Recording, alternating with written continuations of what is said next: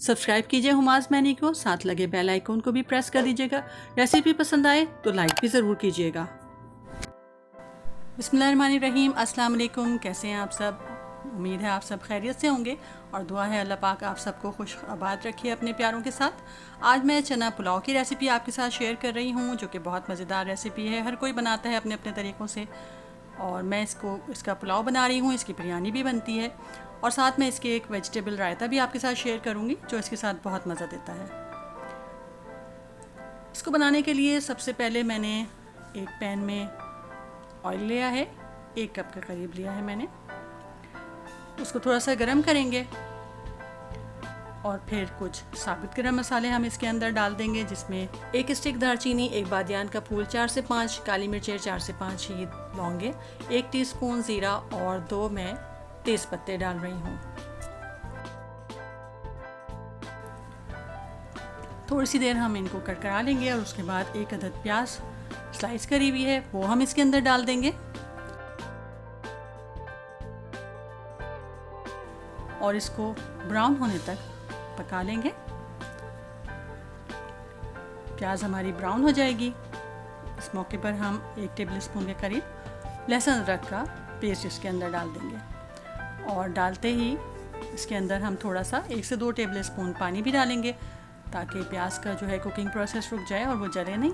अब इसके अंदर मैंने 1 टेबल स्पून नमक, 1 टेबल स्पून कुटी काली मिर्चें और ये 1 टेबल स्पून ही धनिया और 1 टेबल स्पून सौंफ को मैंने पीस के ये डाला है। इससे बहुत अच्छा पुलाव का टेस्ट आता है। थोड़ा सा पानी डाला है ताकि मसाले जले नहीं,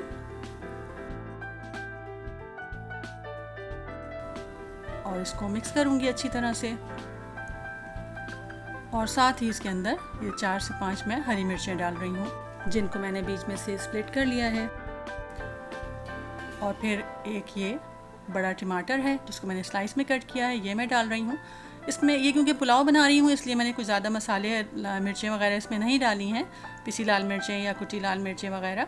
अगर आपने बिरयानी बनानी हो तो फिर आप इसके अंदर बिरयानी मसाला भी डाल सकते हैं, कुटी लाल मिर्चें, पिसी लाल मिर्चें वगैरह डाल के इसको बिरयानी बना सकते हैं इसी रेसिपी से।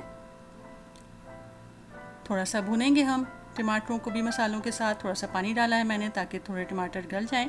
अब मैं इसको थोड़ी देर के लिए तेज़ आंच पे बंद करके रख दूंगी, 2-4 मिनट के लिए, ताकि टमाटर जो है हमारे सॉफ्ट हो जाएं।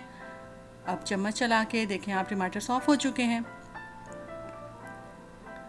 थोड़ा सा मिक्स करके इनको भुनाई कर लूँगी।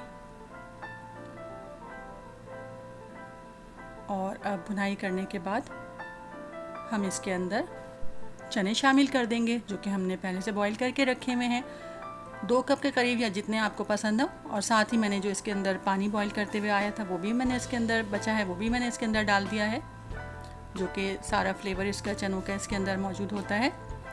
ये डाल के हम थोड़ी सी देर मिक्स करेंगे और फिर जितना आपने चावल रखे हैं उसी हिसाब से आप पानी डालेंगे।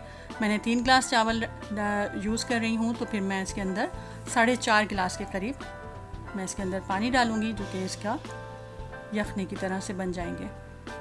थोड़ी देर बॉईल आने का वेट करूँगी ढककर, और उसके बाद ये बॉईल आ चुका है तो हम इस मौके पर स्पून चला के इसके अंदर चावल शामिल कर देंगे, जो कि हमने पहले से आधे घंटे बॉईल करके रखे हुए हैं।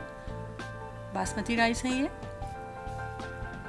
इनको मिक्स करेंगे और इनको मिक्स करते ही, क्योंकि कुकिंग प्रोसेस जो है वो टेम्परेचर डाउन हो जाता है, कुकिंग प्रोसेस थोड़ा रुक जाता है पानी का, तो दोबारा से हम इसको तेज़ आंच पर ही पकाएंगे। नमक थोड़ा कम था, मैंने टेस्ट किया और फिर थोड़ा 1 टेबल स्पून नमक मैंने इसके अंदर और डाला है। इस मौके पे नमक जो है हमें थोड़ा तेज़ रखना होता है पानी के साथ जब हम टेस्ट करते हैं, तो फिर वो जब पक जाता है तो फिर वो सही जो है टेस्ट आता है नमक का। फिर हम इसको थोड़ा बॉईल देंगे और फिर इतना पकाएंगे कि पानी बस देखें अब इतना रह गया है कि वो बस थोड़ा सा नज़र आ रहा है आपको ऊपर की साइड पर। अब हम इसको ढक कर दम के लिए रख देंगे। नीचे मैंने हैवी बॉटम तवा भी रखा था इसके, और अब मैं इसको 15 से 20 मिनट के लिए दम वाली आंच पे रख दूँगी।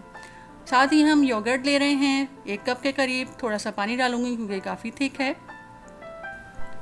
अच्छी तरह से विस्क कर लेंगे इसको, और फिर इसके अंदर कुछ मसाले शामिल करूँगी। 1/2 टीस्पून गार्लिक पाउडर है, आप मिन्स गार्लिक भी डाल सकते हैं फ्रेश चॉप करके। और हाफ़ टी स्पून ही भुना कुटा ज़ीरा मैंने इसके अंदर डाला है और हाफ़ टी स्पून मैं नमक डालूँगी, जो कि आप अपने टेस्ट के अकॉर्डिंग एडजस्ट कर लीजिएगा।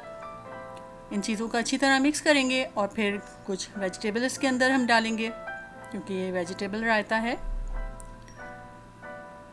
एक मैंने छोटा कुकम्बर लिया है, एक टमाटर लिया है दरमियाना, या आप हाफ भी ले सकते हैं, और इसी तरह एक छोटी प्याज, जिसको हम सब चीज़ों को हमने चॉप किया हुआ है बारीक, जैसे हम ऑमलेट में करते हैं प्याज को, इसी तरह हमने सारी चीज़ों को इस तरह से चॉप किया हुआ है। इनको अच्छी तरह से मिक्स कर देंगे और ये हमारा ज़बरदस्त वेजिटेबल रायता बन जाएगा, जो कि इस चना पुलाव के साथ बहुत ही मज़ा देता है। इसको ज़रूर ट्राई कीजिएगा। अब 20 मिनट के बाद चावल हमारे तैयार हो चुके हैं। हम इनमें मिक्स करेंगे इनको।